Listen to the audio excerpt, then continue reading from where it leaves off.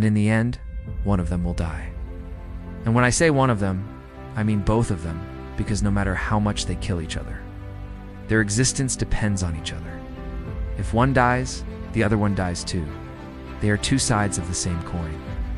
They are like a married couple who cannot live without each other, but choose to live. You might be wondering, why are they doing war then?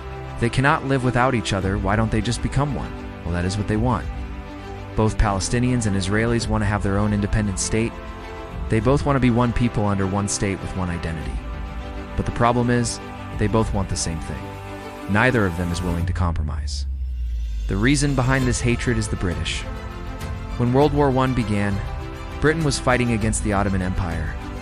Britain made a promise to the Jewish people that if they support us in this war, we will give you Palestine as your state after we defeat the Ottomans. Jews accepted and started supporting Britain in any way they could. After the war, Britain occupied Palestine and started kicking out the Ottomans and putting Jews in their place. This migration of Jews to Palestine is called Aliyah. Right. The more Jews came to Palestine, the more the British had to kick out the Arabs who already lived there. So Arabs were not happy about this. And since Jews were coming from all over the world, they were not happy about this either. In 1947, the British decided to end their occupation of Palestine, and the United Nations proposed a plan to divide Palestine into two states, one for Arabs and one for Jews.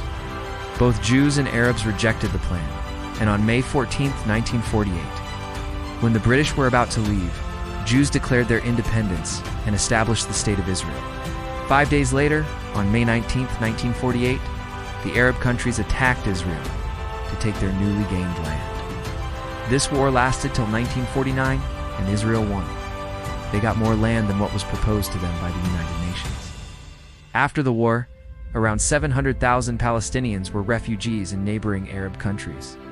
You see, when Arabs migrated to Palestine, they didn't just come from surrounding Arab countries like Syria, Lebanon, and Jordan. They came from all over the world. And when Israel kicked them out, these Arabs had nowhere to go but to the neighboring Arab countries. These Arab countries welcomed them and gave them citizenship.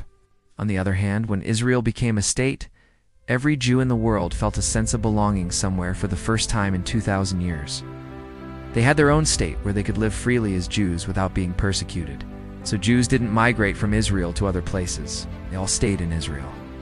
After the 1948 war, there was no major conflict between Arabs and Israelis until 1967. In 1967, Israel fought a 6-day war against Egypt, Jordan, and Syria. This war ended with Israel occupying the West Bank, also known as the Palestinian territory, including East Jerusalem and the Gaza Strip. This is when the second Palestinian refugee crisis happened. Israel occupied Palestinian land in about 1 million. Palestinians had to leave their homes and seek refuge in neighboring countries. Since 1967, many Palestinians have tried to regain their land by armed struggle against Israel. But every time they did that, Israel crushed them.